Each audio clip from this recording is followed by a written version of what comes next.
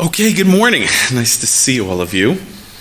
Some of you may be surprised to learn that every year tens of thousands of Israelis descend to Egypt for Pesach vacation. I know I was surprised when I learned that. I suppose that in recent years, due to the global pandemic as well as the presence of ISIS in the Sinai, I'm sure it's been less and been curtailed, but reports in years past of tens of thousands of Israelis going to Egypt for Pesach. I mean, it would be funny if it wasn't so tragic.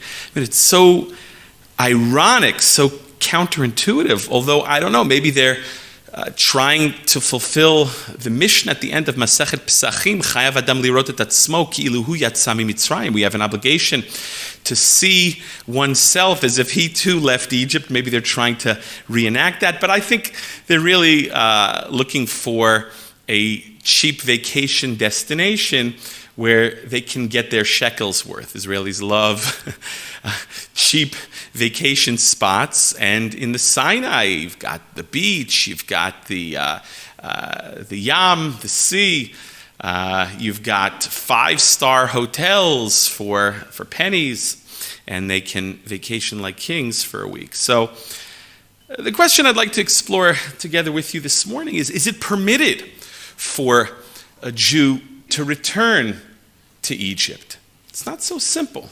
Not so simple. And we'll see that opens up some other questions. I mean, you can ask, well, who would want to go back to Egypt? But it opens up some other questions or raises other questions.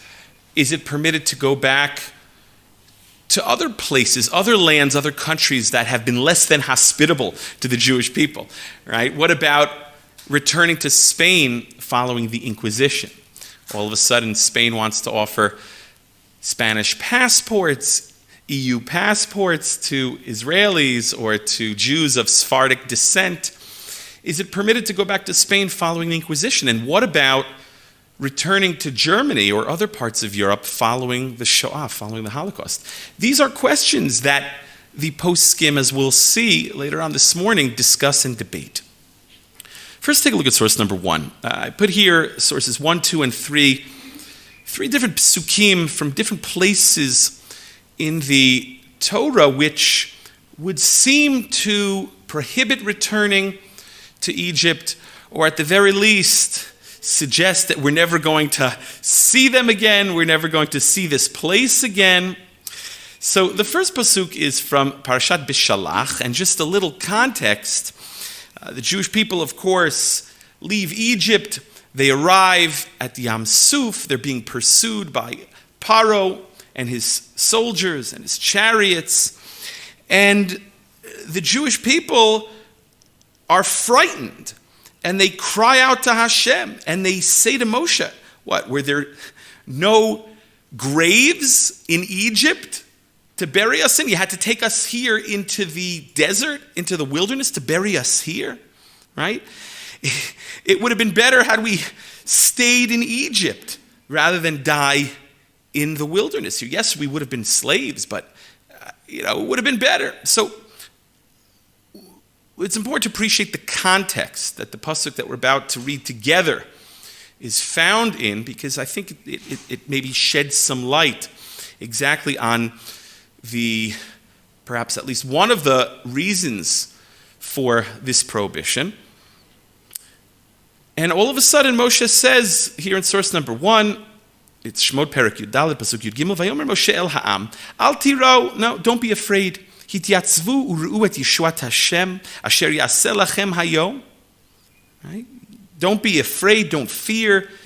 Be steadfast, see the salvation of Hashem, what he's going to do for you today, the miracle he's going to perform for you today. In other words, he's about to split the sea for you, just wait. And then, ki asher item et Mitzrayim hayom lo tosifu lirotam od ad olam. Very interesting. The pasuk concludes that just as you have seen Egypt today, you will never see them again. Lo tosifu lirotam od ad olam. You will never see them again forever and ever. Now, does that suggest a prohibition, that it's prohibited to return to Egypt? Not necessarily. The Pasuk just says you're not going to see them again. Maybe it's just stating it matter-of-factly, describing a situation. You will never have to see Egypt again. Hashem is going to split the sea for you and going to take you into the land of Israel. Okay? But we'll see how the Yerushalmi and the Medrash and some of the Poskei Halacha, some of the Rishonim relate to this Pasuk. The next Pasuk, here in source number 2, comes from Devarim, Perek Yud Zayin, Pasuk Tet Zayin. It's from Parashat Shoftim, where the Torah lists the mitzvot that the Melech Yisrael, the Jewish king, the king of Israel, is commanded in. And one of those mitzvot is that he's not allowed to have too many horses, right? He's not allowed to have too many horses. And the Torah says, Rak lo yarbelo susim v'lo yashiv et ha'am mitzrayma. Interesting. Why is he not to have too many horses? Lest he what? Return the Jewish people to Egypt. Leman harbot sus. In order to increase the amount of horses, historically, horses were bred in Egypt. There's a question exactly where horses came from originally. I'll leave that to others to discuss. But there's a concern that if the king is interested in the horse trade and he's raising too many horses, so then he may return to Egypt or have Jewish people return to Egypt. He might send back people to Egypt, okay, in order to increase the amount of horses he has. We know that one of the things that Shlomo HaMelech, King Solomon, did wrong was that he had too many horses, right? He had too many wives, which the Torah prohibits, and he had too many horses, okay? But then the continuation of the Pasuk is significant for our discussion this morning, right? V'Hashem amar lachem, right? Did not God say to you, lo tosifun lashuv baderech hazeh od, that what? You will not go back or return this way again?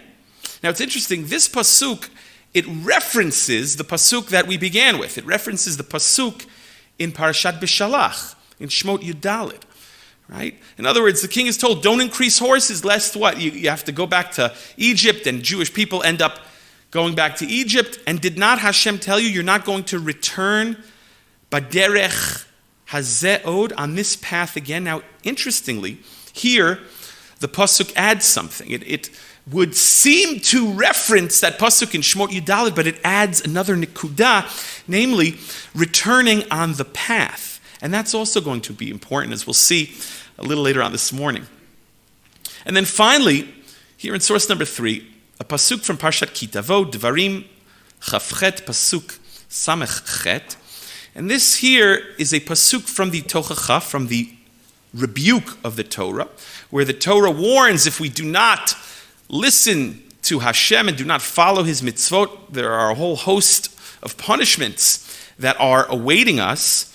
And the Torah says the following, here in source number 3. V'heshivcha Hashem Mitzrayim ba'oniyot b'derech asher amarti lecha lo tosif od lirota.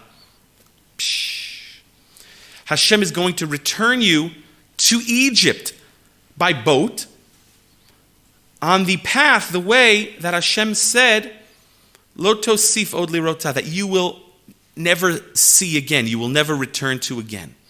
Okay, so here it's formulated as a punishment, or really as a warning that if you do not follow the Torah, you will be punished and you will be sent back to Egypt, the place where Hashem said you will never return to. Okay, and then the pasuk continues that you'll be sold into slavery, etc., etc. It's not only will you be sold into slavery, the pasuk actually says you'll be sold to your enemies as slaves, ve'en koneh, but no one will want you. There won't be any buyers. Okay, that's how devastating of a punishment it will be. Okay. So we have 3 psukim here in the Torah, but not an explicit prohibition. The Torah doesn't say you shall not return to Egypt. The Torah doesn't say that. It just would seem to allude to the fact that you're not going to return to such a place. And when will you return to such a place? Only in the event of a tremendous punishment, a klala, a curse, right? If you don't follow the Torah. However, the Yerushalmi, here in source number 4, and there's a parallel passage in the Medrash Mechilta, understands these 3 psukim to be a prohibition. The Yerushalmi and the Mechilta, and we'll see a number of Rishonim understand these psukim to, refer to a prohibition to return to Egypt.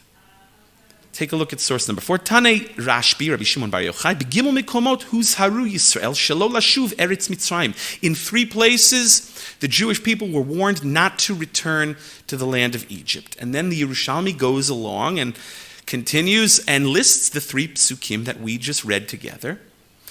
And then the Yerushalmi goes ahead, as does the Midrash, and say, however, Ubishloshtan chazru. There were 3 times that the Jewish people did indeed return. There were 3 periods where they violated this prohibition, returned to Egypt. Ubishloshtan naflu. And those 3 times they fell. Okay, they were unsuccessful. And the Yerushalmi talks about that during the period of the Assyrians, Melech Ashur, when the northern kingdom asked for help from the Egyptians to fight against Ashur, to fight against the Assyrians, and the Navi Yeshayahu, the prophet Isaiah, warned them against asking for help from the Egyptians and going down to Egypt, etc., and referring to this prohibition in the Torah. Okay, but of course the Jews did not listen to the Navi, and then they were punished. The Yerushalmi indicts them and explains, this is one of the reasons why the northern kingdom was ultimately exiled. Sancherev Melech Ashur comes along and exiles the northern kingdom, the 10 tribes. They become the 10 lost tribes after this period.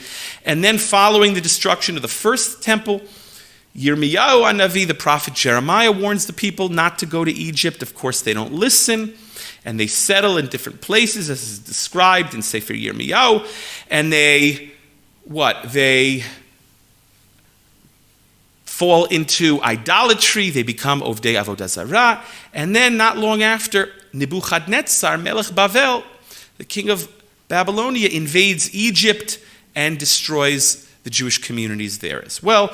And then finally, the 3rd time was following the destruction of the second temple, when many Jews went to Egypt and they created a vibrant community in Alexandria. And we'll see a passage about that just in a moment in the Talmud Bavli.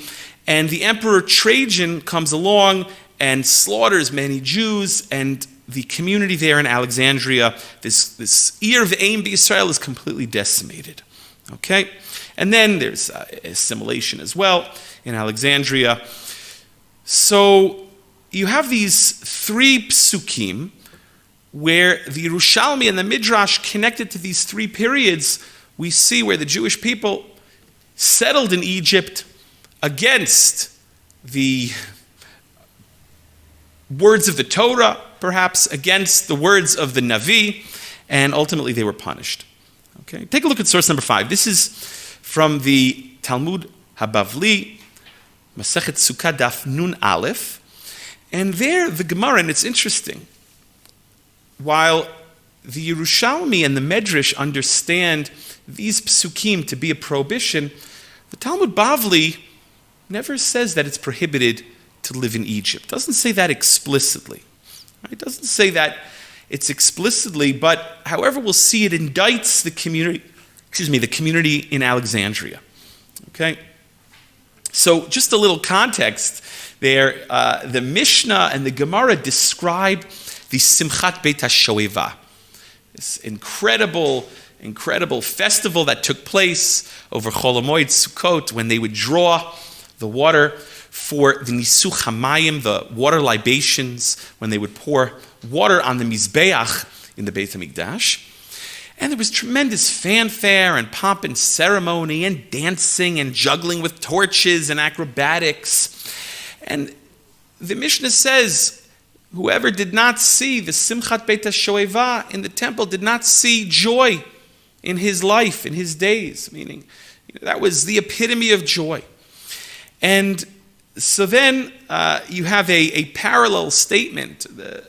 The Gemara there cites a Braita, which says, well, whoever did not see the great synagogue in Alexandria never saw Lo ra'a bichvodan shel Yisrael, never saw the great honor and dignity of Israel. They had built a tremendous community, a tremendous synagogue in Alexandria following the destruction of the Second Temple, as I mentioned. And the Braita goes on to describe all of the chambers and the halls and the cathedrals of this tremendous synagogue. It was so large that people did not know when to answer Amen. During the tefillot, they had to wave flags. Now, it's a whole question. Well, are you allowed to answer Amen if you didn't hear a bracha? But so long as you know which bracha you're answering to, you can answer Amen. But in any case, just a description of the tremendous grandeur of this synagogue. And here, where I've underlined at the bottom, Amar Abaye said, V'chulhu katlinhu Alexandros Mogdan. Okay, Alexander of Macedonia, that's Alexander the Great, destroyed all of this. This entire community was destroyed by Alexander the Great. Maitama ianshu. The Gemara asks, well, what is the reason that they were punished? And the Gemara answers, Mishum de'avrei ahai kra lo tosifun lashuv b'derech hazaod v'inhu haduratu.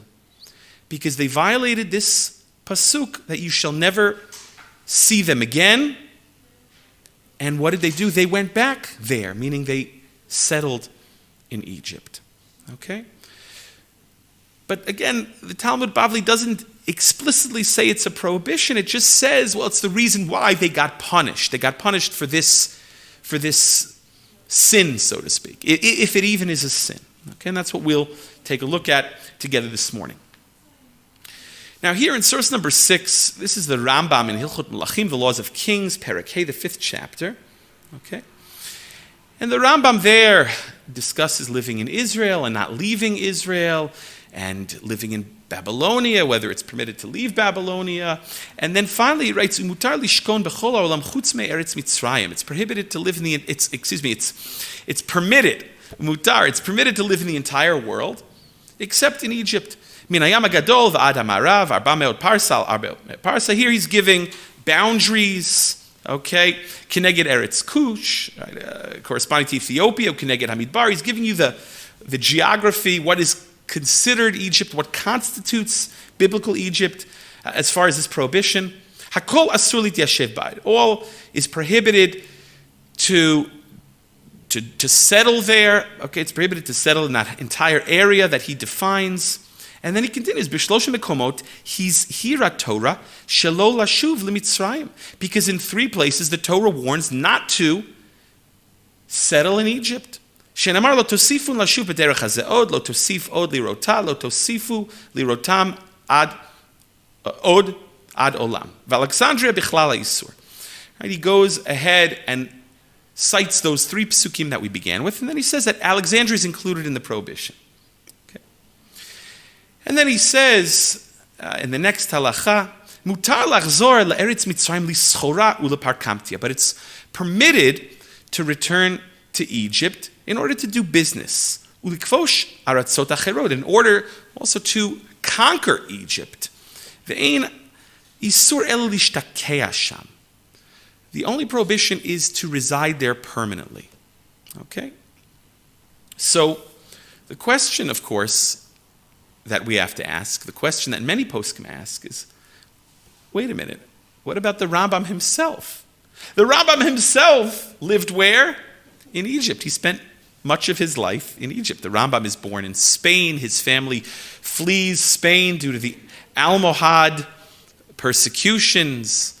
They flee the Almohads and they go to Morocco. He lives in Fez, Morocco, and he lives they go to Israel, and he ultimately lives much of his life in Egypt. So he's the same Rambam who says that it's prohibited to live in Egypt himself lived much of his life in Egypt. Okay? And we'll also say, so we'll have to try and reconcile that this morning. We'll also see that there are many poskim that rule like the Rambam, and it's really based on the Yerushalmi, that maybe there's a heter, an allowance or a leniency to go there to visit or to go there for business. And the prohibition is only to settle there permanently. We'll see. We'll have to ask the question, what is the nature of the prohibition? In any case, the Rambam continues and says what? That ve'ein lokin al lav zeh shebeit haknisa mutar hu, okay, ve'im yachshov leishev lishtakeh sham ein bo ma'aseh. You only get lashes if it's a lav sheyesh bo ma'aseh. It's an active type of transgression. This is a passive type of transgression. When you first go there, you don't know that you're going to stay there permanently. Even if you have intentions to stay there permanently, well, it's not an active type of isur. It's not like you're, going ahead and, eating nevelot or trefot. You're having a cheeseburger or something. It's not an action. And then the Rambam continues and adds something that's not so important for our conversation this morning, but that if it's part of an extension of the land of Israel, we've spoken in the past about Milchemet Mitzvah and Milchemet Rishut. In Milchemet Rishut, the king, together with the Sanhedrin, the Beit Din HaGadol, can go to war against neighboring countries in order to extend the boundaries of the land of Israel. So the Rambam writes that in such a case it would be permissible, because then in such a case we extend the land of Israel, and even with the Sanhedrin, and maybe you need the Urim V'Tumim, the sanctity of the land of Israel to neighboring lands that we conquer, in which case it's not called the land of Egypt anymore. Now it's called Israel. It's no longer included in this prohibition because it's no longer Eretz Mitzrayim. Okay. Now, it's not on your source sheets, but there's a parallel passage in the Rambam's Sefer HaMitzvot. It's Mitzvat Lo Ta'aseh Mem Vav, where the Rambam writes that, yes, there is a negative prohibition, a lav in the Torah to return to the land of Egypt, to settle in the land of Egypt. That's how the Rambam defines the prohibition. It's settling there permanently. And we'll come back to that a little later on this morning, the Rambam's Sefer HaMitzvot, because there the Rambam gives us a little bit of what you might call the tam HaMitzvah, the tam HaIsur, the reason behind the prohibition. Okay. Now, as I mentioned, you have to ask the question. The Rambam himself lived in Egypt. The Rambam, who considers this a prohibition, a Torah prohibition, himself lived in Egypt. And not just the Rambam, but many great rabbis throughout Jewish history. As we'll see this morning, there were vibrant Jewish communities at different periods, even into the 20th century, into the first half of the 20th century. Before the UN declares the partition of Palestine in November of 1947, the partition plan, when Jews in all the Muslim countries had to flee. Really, up until that point, there was a vibrant Jewish community in Cairo, in Egypt. Okay, so the Smag here in source number 7 asks that question. Okay, the Smag, of course, is the work of Rabbi Moshe ben Yaakov Mikutzi. Rabbi Moshe Mikutzi was one of the Balei Tosafot of the 13th century. And the Smag, the Sefer Mitzvot Gadol, is his work on the Taryag Mitzvot. And he writes the following, where I've underlined. He says, V'yesh tema al kama kilot hashochnim sham. We can ask the question on these communities that dwell there, meaning in Egypt. V'gam Rabbeinu Moshe, B'Rebbe Maimon, halach l'sham lagur. And what about the Rambam, who went there to live? And then he says, V'shem ata'amo mishum she'ala sancherev u'bilbil kol ha'olam kulo. V'gam Mitzrayim nitbalbilu. Okay, so he quotes the Mishnah in Yadayim, in Masechet Yadayim, which describes how Sancherev, the king of Ashur, came along and mixed up all the lands of the world. Bilbil et kol ha'olam, bilbil et ha'umot. And that's why the Gemara, as well as the Rambam in a number of places, discuss the fact that the prohibition of Ammoni or Moavi, lo yavo b'kal Hashem, how a man from Ammon or Moab is not allowed to enter into the Kal Hashem, cannot marry into into the congregation of God, cannot marry a Jewish woman, and other prohibitions, other mitzvot, the mitzvah of hacharim, tacharimim, warring or waging war against the Canaanite nations. These mitzvot are no longer relevant because we cannot identify the indigenous Ammonite or Moabite or Canaanite. We don't know who comes from these tribes or these peoples, because Sancheriv came along, and just like he did with the 10 tribes we mentioned a few moments ago, and displaced them and made a chulent, right? That's what the Mishnah says. He came along and made a chulent. So these prohibitions no longer apply. So what the Smag suggests here is maybe the prohibition to return to Egypt and live there is no longer relevant, because we don't know who the native Egyptians are, the indigenous peoples are. Sancheriv came along and scattered. We know they were conquered and people were displaced throughout history. So he says a few things. Number one, he says, well, maybe the heter to live there is because they went there to. I'm sorry. He doesn't say. We'll come to that in a moment.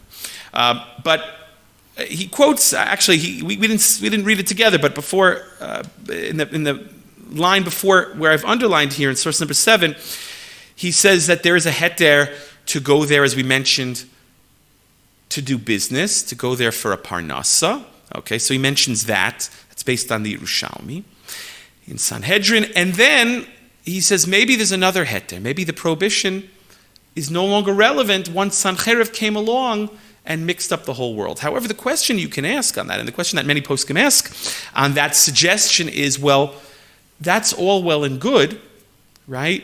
But the Talmud mentions how the Jewish people went there following the destruction of the first temple and the destruction of the second temple.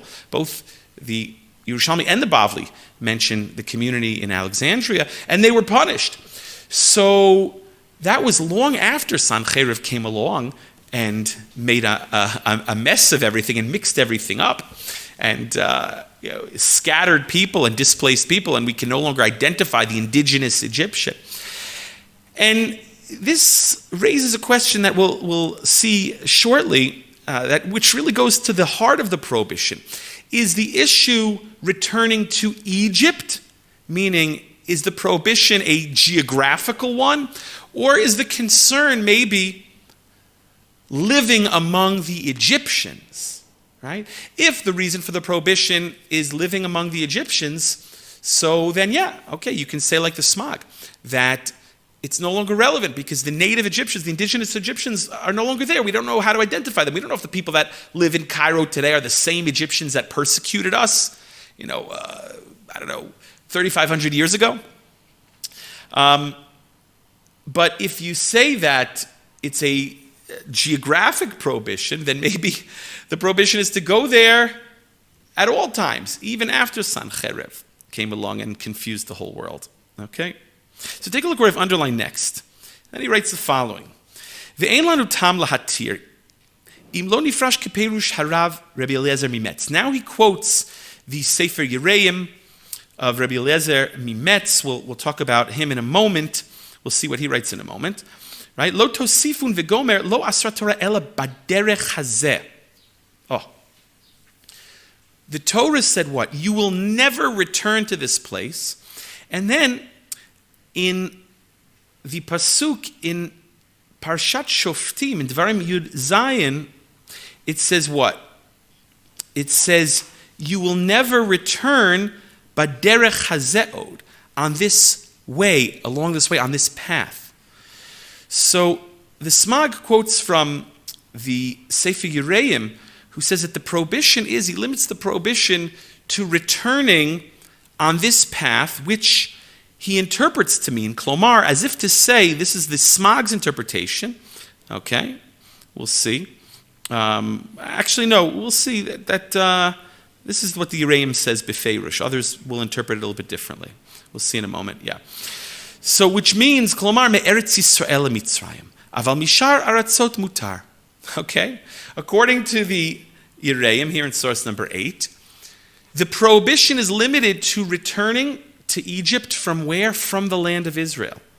Right? Here, Hashem took us out of Egypt. brought us into the land of Israel. And now you want to go back? Chutzpah. Okay, so the Yereim and others limit the prohibition to returning to the land of Egypt from the land of Israel. Now we'll see others interpret the prohibition b'derech hazeh. You're not going to go back on that way. That maybe what it's saying is it's even a more restricted or limited prohibition. You have, in order to violate this Torah command, you have to actually follow the exact path that the Jewish people took. Well, how did they? What do you mean the exact path? How do we know, right? Well, you don't know. And then, of course, if you get on an airplane, maybe you're fine. And some want to say, well, maybe, in Parashat Maseh, where you've got all the different 42 stops along the way that the Jewish people made from Egypt till they got to the land of Israel. They were wandering the desert for 40 years. So maybe you have to go on that exact route.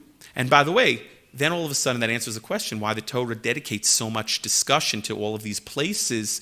What is the Torah teaching us? Geography? You see that these places, maybe according to this opinion, have a relevance halacha l'ma'aseh, right? To know how not to violate this Torah prohibition, because this the Torah says you're not going to return b'derech hazeh on this path, along this way.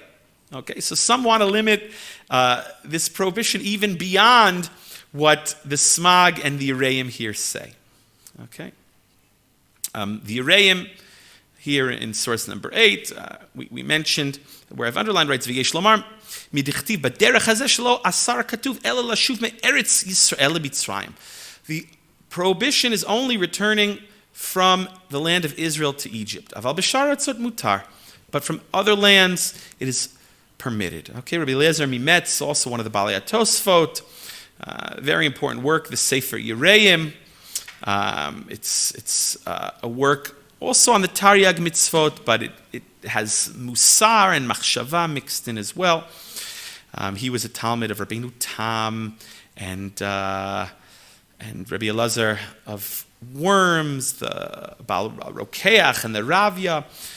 So you see the Balei HaTosafot and the Chachmei Ashkenaz are already relating to this question. How do we define this prohibition? Another one of the Chachmei Ashkenaz here, it's source number 9, the Hagot Maimoniot. The Hagot Maimoniot, Rabbi Meir HaKohen of Rothenburg. He was a Talmud of the Maharami Rothenburg. Okay, also lives in the 13th century. Eliezer Mimetz is a little earlier. He's 1140 to 1237. Meir HaKohen Rothenburg is from 1260 to 1298. He's a little later. And he also asks this question in his comments to the Rambam, here in source number 9. There in the 5th chapter of Hilchot Malachim, he writes, V'yesh teim kilot hashochnim sham, v'gam Rabbeinu HaMechaber atzmo halach lagur sham. He asks the question that the Smag asks. I don't understand. What about all these Jewish communities in Egypt? And what about Rabbeinu HaMechaber, the Rambam, the author? He's commenting on the Rambam. He also lived there, right? So he writes the following. He also quotes this opinion of the Yereim. Ve'en lanu tam lahatir im lo nifrash keperush re'im keperush lo tosifu lo asra Torah ela b'derech hazeh klomar me'eretz Yisrael Mitzrayim aval mishar aratzot mutar, as we said before. And there's a fascinating passage in the Kaftor Vaferach here in source number 10. The Kaftor Vaferach is the work of Ishtoria Parchi. That was his pen name. We don't know too much about him, unfortunately. According to many, it's the work of Rav Yitzchak HaKohen ben Rabbi Moshe HaParchi. Ishtori, some explain, stands for Ish Torah. He was a man of Torah. Okay, HaParchi, because his family had initially come from Florenzia in Spain and then emigrated ultimately to France, but Florenzia, flower, Perach Parchi. Okay, that's how some explained his name. And he writes this fascinating work, Kaftor Vaferach, on the geography of the land of Israel and the laws related to the land of Israel. And it's such an important work. It's such a seminal work on the laws of the land of Israel. And he has a lot of fascinating, really historical nuggets there, for lack of a better word. He records a lot of fascinating things. There he writes the following, where I've underlined, Vishamati b'Mitzrayim. He says, I heard when I was in Egypt. He's talking about this prohibition to return to Egypt, to live in Egypt. He says, I heard when I was in Egypt, Mipi Harav Shmuel Zal, Echad mi bnei banav shel HaRambam Zal. I heard from Rav Shmuel, one of the grandchildren of the Rambam, Shekeshaharam Zal haya chotem shmo be'igeret shlucha haya misayem hakotev ha'over bechol yom shlosha lavim ploni. Wow.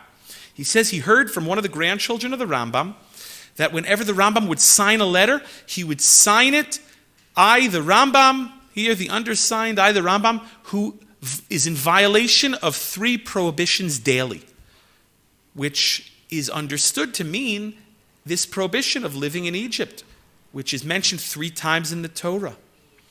Amarti lo derech chatzi nechama. So now here the kaftor of Aferach, Ishtor Parchi is speaking. He says, so I said to him, like, to give him a little consolation, a little chizuk, Shema harav zal haya muchrach lamod sham, sharei ayarofel melech Mitzrayim.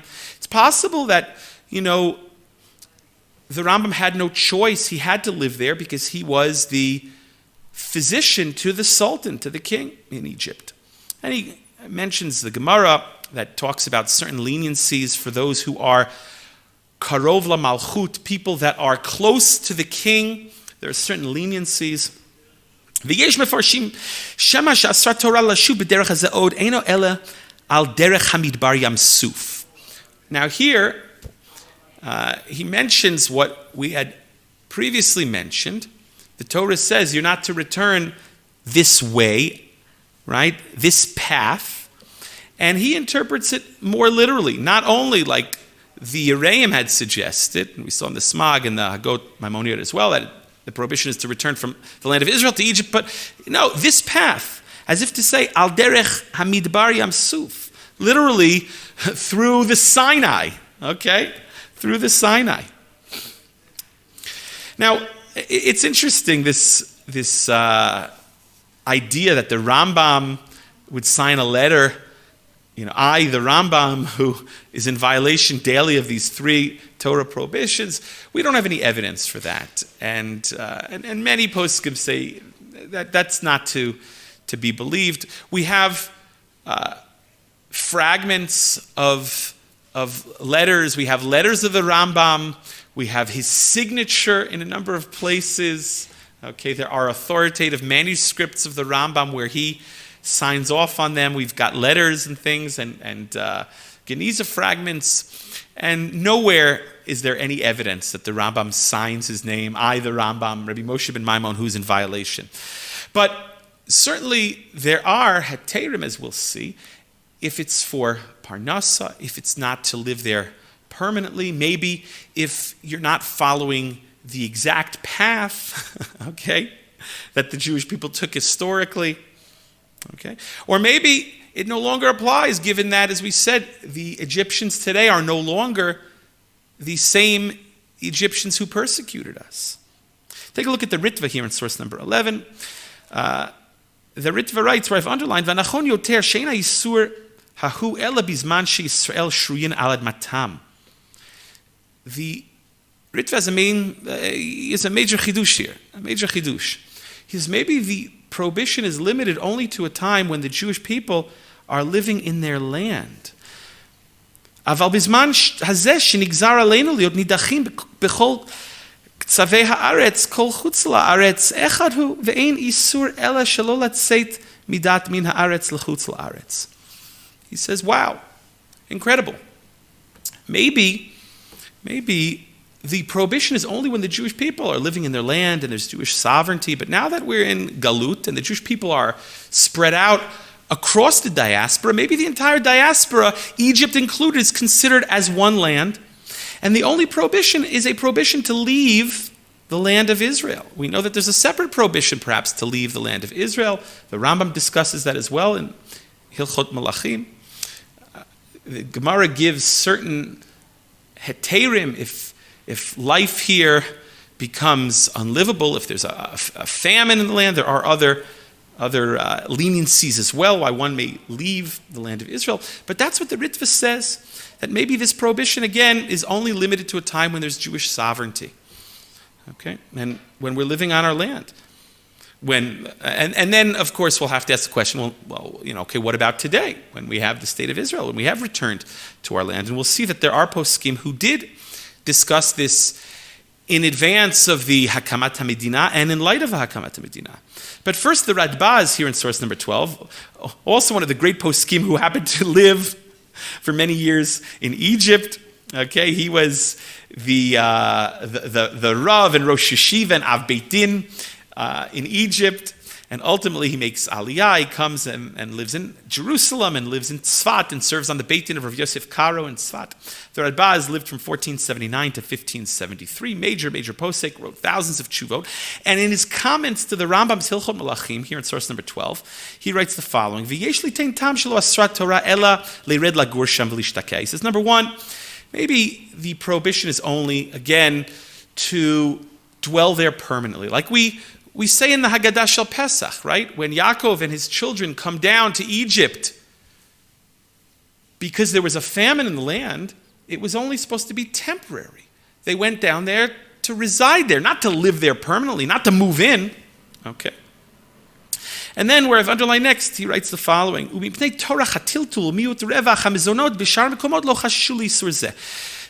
because of how difficult it is to make a livelihood and people need to survive, so then maybe that's another leniency to live in Egypt. Okay? And at the very bottom, V'im Tomar, Tikashe l'Rabbeinu sharei nishtakeh b'Mitzrayim. But what about the Rambam? Very difficult. How could the Rambam live in Egypt? V'yesh lomar, anus haya al pi ha'malchut, shaya rofeh lemelech u'lesarim. Kind of like similar to what the Kaftor of Aferach had said. He says it could be that the Rambam had no choice because he was the leading physician. He was the physician to the Sultan. And his entire harem, the Rambam describes in a letter to one of his students who wanted to meet with him and wanted to go over a translation of the Moreh Nevuchim from Arabic into Hebrew. The Rambam says, I have no time, and describes his daily schedule and how he was busy the entire day in the palace of the Sultan. V'gam ani nitiyashavti sham zman meruba. Now the Radbaz, Rabbi David ibn Shlomo ibn Zimra, lives in the 16th century, and I mentioned himself was a rabbi and Rosh Yeshiva and Av Beit Din in Egypt. He says, I too lived in Egypt for many years, lilmod Torah ulilamda, but that was in order to study Torah and to teach Torah. V'kavati sham yeshiva, and I established there a yeshiva. V'chi I gavne mutar v'shuv ba'ati l'Yerushalayim. He says, those are dispensations, those are reasons which would allow one to live in Egypt. And he says that ultimately, Baruch Hashem, I came to Jerusalem.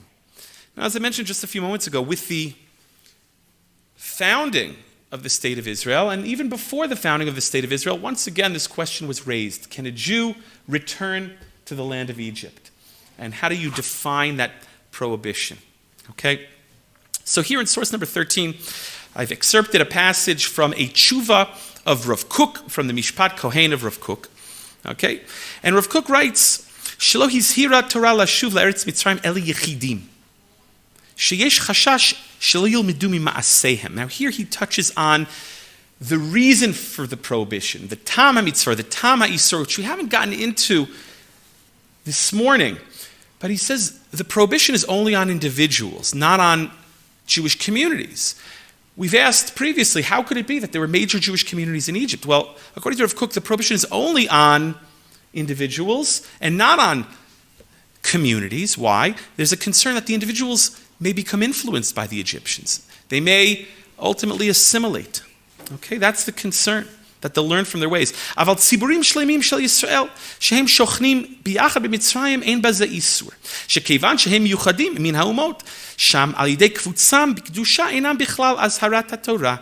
Kevan shedarish tama dekra mishum shelo yilmedu mima'aseihan hamekukalim v'ze lo sheyach b'tziburim. Again, he says that if you have an entire community, so the community is sort of protected. The community will not be influenced as easily as opposed to individuals. We know, of course, that in advance of Yaakov coming down with his children to Eretz Mitzrayim. Yosef sets them up in Goshen, which is supposed to be this oasis of Torah for them. It says that Yaakov sent Yehuda, his son, Lehorot. Right? What does that mean? According to the Midrash, it was to go there and to check things out and to set up yeshivot there. So you have in Chazal these ideas already that Eretz Goshen was supposed to be a place for the nascent Jewish nation to go down to Egypt, but to maintain their identity there. Okay? Here in source number 14, a tshuva of Rav Herzog, already after the founding of the state of Israel, if it's permitted to go down to Egypt for a few years, what about for shidduchim? Imagine someone can't find anyone here in Jerusalem or Tel Aviv, and he has to go down to meet a nice girl in Cairo. Okay, so Rav Herzog writes, where I've underlined, Lo ra'iti mishi to'orer, aval yesh li to'orer al zot. V'hu sherabatenu hatur v'abet Yosef zal klalo b'chibureihem et kol hamitzvot hanoagot bizman hazeh v'lo yizkiru afilu beremez ha'isur hazeh shel yeshiva b'Mitzrayim. Rav Herzog makes such an important point that no one else makes. He says, I haven't seen anyone mention this. But he says, yes, it's true. As we saw, the Rambam records both in Hilchot Melachim as well as in his Sefer Mitzvot that there's a prohibition to go and return to Egypt to live there permanently. But Rav Herzog says, but that's not included in any of the other codes of Jewish law. It's not found in the Torah. It's not found in the Beit Yosef. It's not in the Shulchan Aruch, right?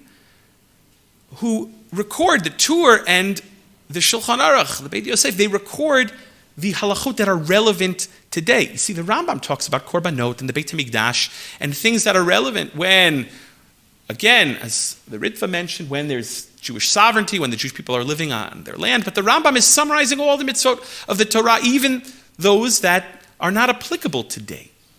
So what Rav Herzog suggests, and it's an incredible chiddush and so important, he says, maybe this prohibition does not apply today. The Haraya, our major codes of Jewish law, the Torah and the Shulchan Aruch, do not record this prohibition. Okay? So, as we saw, there are different leniencies, whether it's you're only going there to do business, you're not intending to live there permanently. Maybe the prohibition is only at a time when there's Jewish sovereignty or the Jewish people are living on their land, or maybe it's only on individuals and not on communities. Right? Here Rav Herzog says maybe the prohibition is not even relevant whatsoever today because the major codes of Jewish law don't even record it. Okay. Now, what's the reason behind the prohibition? So we're almost out of time, but just to summarize, here source number 15 is a passage from the Sefer HaChinuch. Sefer HaChinuch often follows the Rambam, so he too records the prohibition. And he writes that the reason is because the Egyptians are ra'im v'chataim, right? They are wicked people, they're sinners, and God took us out of there, and He redeemed us from that place, that we should walk in the proper path. So it's pasnisht. Not a good idea to go back to Egypt. The Torah warns in Parashat Acharemot in Vayikra Perek Yudchet, Kemase Eretz Mitzrayim asher yeshavtem ba lo ta'asu. We're not supposed to imitate the deeds, the actions of the Egyptians. The Torah warns against imitating the Egyptians, and Chazal have different definitions of exactly what that means. It refers to sexual transgressions. Egypt was considered a place of great immorality. It was the Sin City of its day, if you will, the Las Vegas of its day. Rabbeinu Bechaye here in source number 17 also says similarly, we're not supposed to learn from their ways. That's the reason behind the prohibition. We shouldn't learn from their ways. That actually is what the Rambam writes in his Sefer HaMitzvot, which is not on your source sheets, but in his Sefer HaMitzvot, the Rambam writes also, we're not allowed to return to Egypt so that we don't learn from their ways, we don't walk in their disgusting ways, okay? And you also have another idea, not only about just learning from their ways, the danger of learning from the Egyptians and imitating the Egyptians, but as you know, throughout our stay, if you will, in the Midbar, we were constantly complaining, right?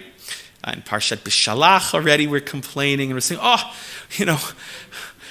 would that we return to Egypt and sit by the flesh pots of Egypt. Oh, it was so good over there. And in Parashat Ba'alotcha, for example, right, when the Jewish people got sick of the man and they want meat, they craved meat. Actually, they desired a desire. Hitavu ta'ava. It was all about desire, all about a craving.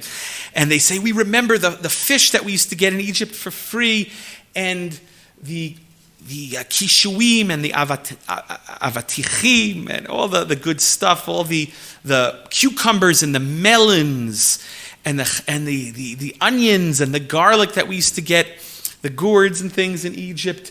So another way of looking at the prohibition perhaps is, here Hashem took you out of Egypt, right? And constantly you're saying, oh, we had it so good in Egypt. Where's the hakarat hatov?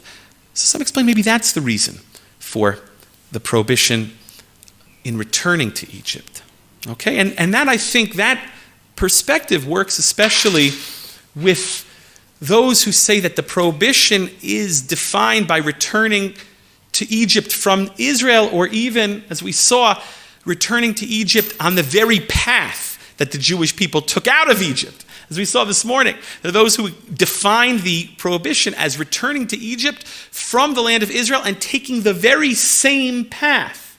So that's a slap in the face. That's chutzpah. That's what the Jewish people, unfortunately, did throughout their stay in the Midbar. Okay? We're out of time, but just a fascinating tshuva here in source number 20 and in 21, which I'll summarize for the sake of time. I urge you all to look it over for homework. I was hoping to read this together with you inside, but we're out of time already. This is a tshuva here in source number 20 from the Kol Mivaser, Rav Meshulam Roth. Major posek, a Galician Gaon, who wrote a lot of very important tshuvot in the early days following the Hakamat HaMedina, related to things related to the state and religion. And he mentions that there was a meeting of the leading rabbis at the time. Okay, this is following the founding of the state of Israel. Leading rabbis got together, leading poskim, and they had a V'idat Rabbanim. Okay, and they discussed whether it is prohibited to return to Germany following the Shoah, right? Following the horrors of the Holocaust, Hashem, in His infinite kindness, gave us a state of Israel. And so, in the early days of statehood, leading rabbis sat around and asked, maybe we should create some sort of gzeirah, some sort of decree, some sort of cherem. We should create a cherem. We should announce a cherem, proclaim a cherem, prohibiting Jews from returning to that awful place, Germany. Okay, and that's what this tshuva here discusses here in source number 20. It's Kol Mevaser Chelek Aleph Siman Yud Gimel. And he mentions there that, he talks about this prohibition of returning to Egypt, because others explain that maybe the prohibition to return to Egypt is, look, how could we return there after what they did to us? Right? And maybe we should extend that prohibition to other places that have been less than hospitable to the Jewish people throughout Jewish history. And he mentions even that there is let's call it a tradition.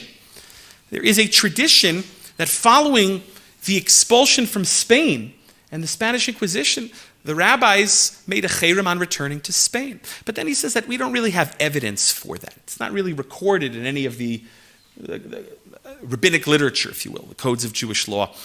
And he concludes that ultimately we don't have the authority to do that. The Kol Mevaser ultimately concludes that you can't nowadays make such a gzeirah on the entire state of Israel or on the entire Jewish people. We don't have the authority to do that. Okay? But you see that this was discussed and debated. In other words, how can we return to Germany after what they did to us? Look, there's a prohibition to return to Egypt that we discussed this morning. Okay, however you want to define that prohibition or limit that prohibition, whether you want to say it exists nowadays or not. Okay? But ultimately, he says the rabbis nowadays don't have the authority to make such a decree, to make such a ban or a cherem. Okay? That's how he concludes. And here in source number 21, the last source on your source sheets is a excerpt There's an excerpt from a much lengthier tshuva of Rav Ovadia in the third volume of Yechavedat. And Rav Ovadia Yosef, he too lived in Egypt. He was the chief rabbi in the Av Beit Din of Egypt from 1947 to 1950. Serving as chief rabbi between 1973 and 1983, he was asked an interesting question. Is it permitted for Jewish journalists to go to Egypt from Israel? As we saw this morning, some explain the prohibition to be dafka going to Egypt from Israel. Can they go to Egypt in order to cover the Egypt-Israel peace treaty? In 1978, you had the Camp David Accords, and then finally in March of 1979, there was a treaty signed in Washington, D.C., right, between Israel and Egypt. And so Rav Ovadia was asked, is it permitted? And ultimately, Rav Ovadia concludes, like we saw this morning, that the prohibition is really to settle in Egypt. And yes, it is permitted for those Jewish journalists who want to go and cover the story of this watershed moment in Jewish history, in modern Israeli history, however you want to define it, he allows them to go. Okay, ultimately, he concludes, like the poskim who say, that this prohibition is only on one who goes there with the intent to live there permanently. Okay? By the way, just before we conclude, this question of returning to Spain following the Inquisition and the expulsion, or returning to Germany following the Shoah, other poskim asked the question, well, there are so many countries whose earth is soaked in Jewish blood. Can a Jew go anywhere? Can you travel anywhere in Europe? Right? I remember the first time that I went to Germany to go and teach Torah there. This is maybe about 15 years ago. My father-in-law was very uncomfortable with the idea. My father-in-law, who was the son of a survivor, and after what the Nazis did to his father, was uncomfortable with his son-in-law going to Germany. But,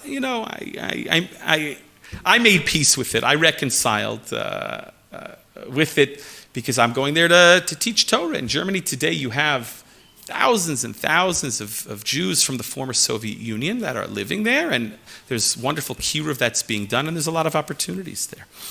But that discussion that the Kol Mivaser refers to here in your source sheets is really based on this question that we explored together this morning of, is it permitted for a Jew to return to Egypt nowadays? Okay.